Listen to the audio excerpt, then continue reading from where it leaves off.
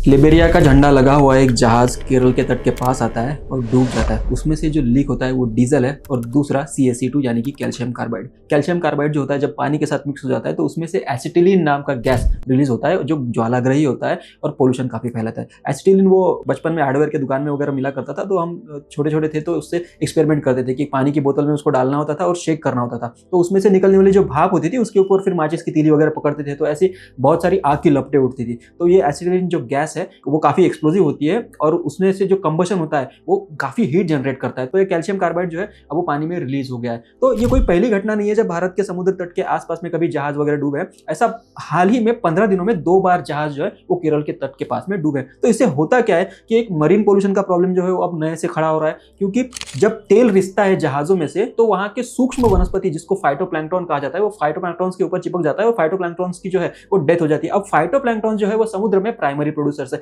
यानी कि food chain में जो भी ऊपर वाले जीव है वो फाइटोप्लैंक्टन के प्रोडक्शन के ऊपर डिपेंड करते हैं। जो फाइटोप्लैंक्टन का प्रोडक्शन जब कम हो जाता है तो पूरी फूड चेन में इसके डिसरप्शंस, इसके झटके जो है महसूस होने लगते हैं।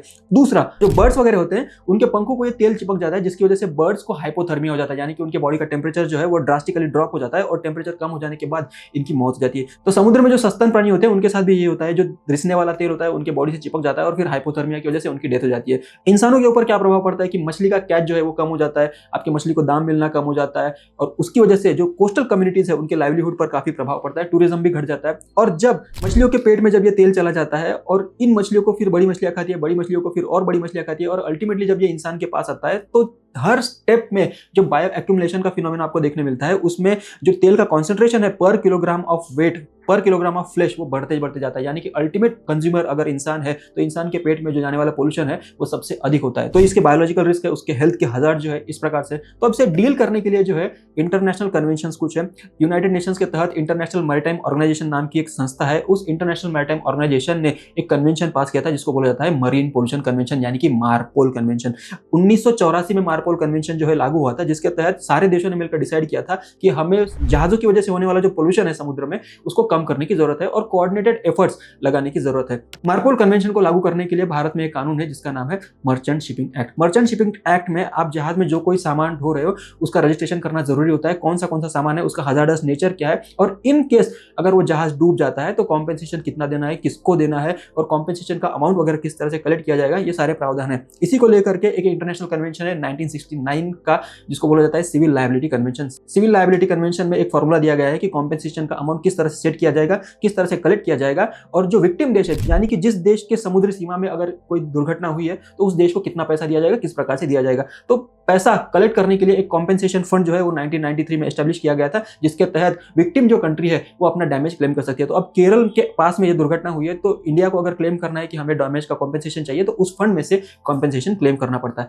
इमीडिएट रिस्पांस की जिम्मेदारी इंडियन कोस्ट गार्ड को दी गई है। एक कॉन्टिजेंसी प्लान 1992 में तैयार किया गया था, उस प्लान के तहत स्टैंडर्ड ऑपरेटिंग प्रोसीजर्स जो है वो मेंशन किए गए हैं। समुद्र में जब तेल फैल जाता है तो उसकी साफ सफाई करने के कुछ स्टैंडर्ड 4-5 तरीके हैं। उसमें पहला जो है वो बायो रेमिडिएशन का तरीका, यानी कि बैक्टीरिया का इस्तेमाल करके उस तेल को गलाने की कोशिश की जाती है। ऑयल ज़ैपर टेक्नोलॉजी क्या है, इस तरह का सवाल यूपीएससी के प्रीलिम्स में पूछ चुके हैं। ऑयल ज़ैपर टेक्नोलॉजी में होता है कि अलग अलग तरह के बैक्टीरिया जो होंगे उसका कॉकटेल बनाया जाता था और उस कॉकटेल का इस्तेमाल करके तेल को जल्दी से जल्दी डिग्रेड करने की कोशिश की जाती थी। दूसरा जो तरीका है मैकेनिकल तरीका है, जैसा कि कई ऑयल स्पिल अगर हो गया तो तैरने वाली जो रस्सियां होगी उसके ऊपर कुछ कंटेनर बंधे होते हैं जिससे कि तेल का फैलाव जो है उसको रोकने की कोशिश की जाती थी। तीसरा तरीका है सॉर्बेंट वाला तरीका, यानी कि जिन चीजों से तेल को एब्जॉर्ब किया जा सकता है उन चीजों को यूज किया जाता है। जैसे कि मान लीजिए फ्लोर पे कभी तेल गिर गया है तो हम कपड़े से पोंछ लेते हैं, तो उसी तरह का कपड़ा वगैरह कुछ होगा, उसको समुद्र के सरफेस के ऊपर जितने दायरे में तेल फैला हुआ है वहां पे डाल देते हैं और ज्यादा से ज्यादा तेल जो है वो एक्सट्रैक्ट करने की कोशिश करते हैं। चौथा तरीका जो है वो डिस्पर्सिंग एजेंट का है। डिस्पर्सिंग एजेंट में वो जो तेल के छोटे छोटे मॉलिक्यूल्स जो है उनको और छोटा छोटा तोड़ने की कोशिश की जाती है ताकि उनका टोटल सरफेस एरिया बढ़े, एटमॉस्फेयर से उनका एक्सपोजर बढ़े और उनका जल्दी जल्दी डिग्रेडेशन हो सके। तेल का कंटेनर डूबने की घटना ताजी थी कि उसके कुछ ही दिनों बाद में सिंगापुर का झंडा लगा हुआ एक जहाज केरल के तट के पास आता है और जिसमें से 50 कंटेनर जो है वो समुद्र में गिर जाते हैं। तो in recent past this incidents have been increasing.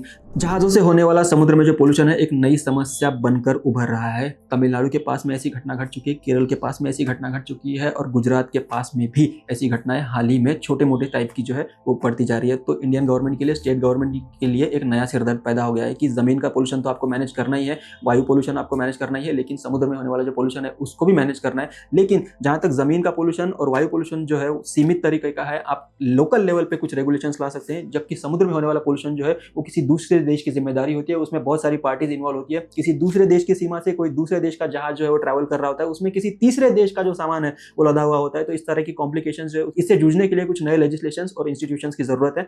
So that's all about marine pollution. इन खबरों पर नजर बनाए रखना काफी जरूरी है, क्योंकि ऑयल पोल्यूशन के मरीन इकोसिस्टम पर क्या क्या परिणाम हो सकते हैं, इस तरह के सवाल पूछे जा चुके हैं, आगे भी पूछने की संभावना बनी रहती है। क्लीन अप के लिए कौन से ऑपरेशंस लगाए जाते हैं, कौन सी टेक्निक्स यूज की जाती है, उस पर सवाल पूछ चुके हैं, आगे भी पूछा जा सकता है। तो इन पर नजर बनाए रखना हमारे लिए जरूरी होता है। Thank you.